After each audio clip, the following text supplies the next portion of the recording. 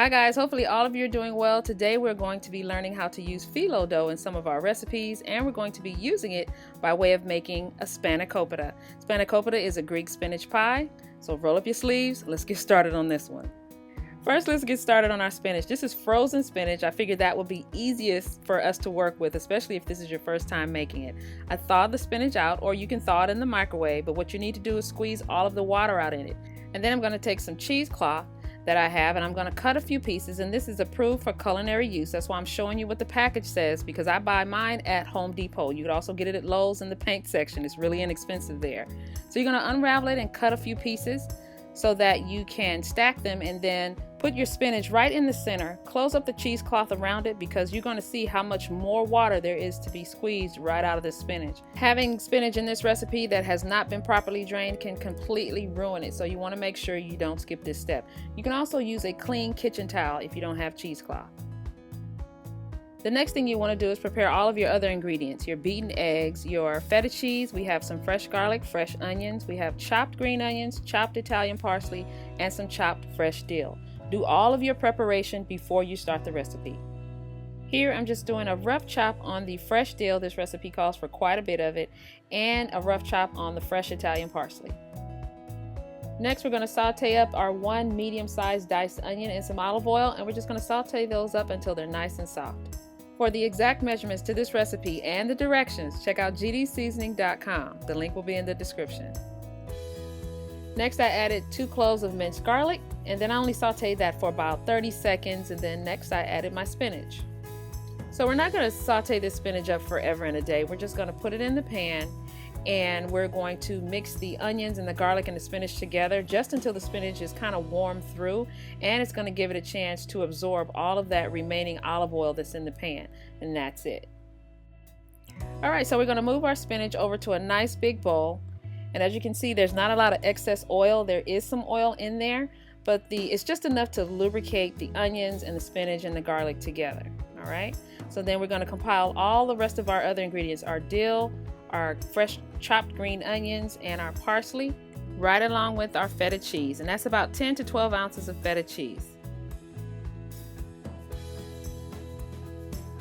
I'm just going to go ahead and add a little bit of salt, maybe about 1/4 teaspoon or 1/2 teaspoon, not a lot, and some seasoning, because the feta cheese and the Romano or Parmesan cheese that you're going to be adding, see, I'm going to add that right now, that also brings sodium. So at this point, what you want to do before you add the eggs, you want to stop, mix it up, and taste it to see if the seasoning is to your liking. If it's okay, keep going. If it's not, re-season it and then add your eggs. All right? I almost forgot my black pepper. Make sure you give it a nice bit of black pepper, and then go ahead and mix it up. That's it. Let's move on to the Phyllo pastry sheets. Now, Phyllo, spelled with a P properly, is sold in the frozen section of your grocery store, near the frozen bread, or even near the puff pastry that we've used in a previous video. They usually come about 1 pound per box in these 2 packages like you see here. I'm going to open up one at a time. The one thing about working with phyllo is that phyllo can dry out really quickly. So what I did was I dampened some paper towels, and I have them flat on my cutting board, as you can see, and then I'm going to slowly unravel the sheets that is in that plastic, and I have one end in one hand. I'm going to pull out the other end with my left hand. I'm just going to lay it flat. Now, I always leave the plastic on the bottom too. So then I cover up the top immediately with some more wet paper towels. That's going to hold the moisture. Now you can see how paper thin this pastry is. If it dries out, it gets brittle, so you don't want that to happen. Keep the paper towels over it while you are getting everything else ready. So what I'm going to do here is take some olive oil and butter, and brush the edges and the bottom of the pan, and then I'm going to lay each sheet one by one in the bottom of the pan. Stay with me on this, don't give up. One by one, and then as you lay each sheet down, you're going to brush it with your olive oil and butter mixture. For the bottom layers of phyllo, I usually use about 10 to 12 sheets on the bottom. For all intents and purposes, you do not have to do what you're getting ready to see me do, and that's start laying the sheets different directions, because I wanted the spanakopita to be encased in phyllo. If it's your first time, go ahead and just lay them one on top of the other, right on the bottom of the pan, okay? You can wait for your second or third time to get this method down if you want, but I just wanted to try this because I wanted the spanakopita to be encased in phyllo also. All right, so I'm just gonna start laying them different directions. And if you notice, I'm having to work kind of fast because I know those edges, if I don't keep them moist, they can dry out also. All right, so that's why I suggested what I did to you guys. Just one on top of the other on the bottom and keep it pushing. Phyllo is just not a pastry that's used in savory cooking, but it also can be used in making desserts and sweet pastries. If you've ever had baklava before, that's what baklava is made of, this particular Phyllo pastry sheet. So a lot of hard work goes into making desserts with this particular pastry, but it is so good when you do.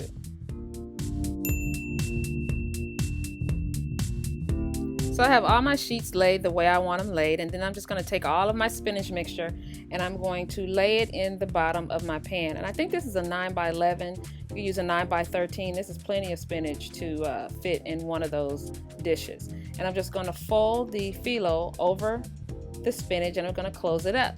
And then I'm just going to do the same thing over again, laying each sheet one at a time, brushing each one on top with the butter and olive oil. Don't forget, whenever you're working with Phyllo, if you have to stop and turn around or turn your back on it to do another task, make sure you cover it up with the wet paper towels. It will not be this pliable. If you forget, it's going to dry out and it's not going to be pretty and whole and as easy to work with. So I want to make sure I drive that point home. Now I'm going to just take the back of a butter knife and I'm just going to slightly tuck those edges. My OCD kicked in and I think it makes it look neater, right? Yeah. Now all we have to do is cut it. We are going to be cutting these all the way through to maybe dinner size portions. In my particular dish, I made 12 cuts. So I cut 3 columns one way and 4 columns the other way.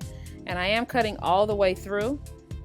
So by the time it's cooked, all you'll have to do is maybe just take a spatula to it and make sure the bottom is completely severed.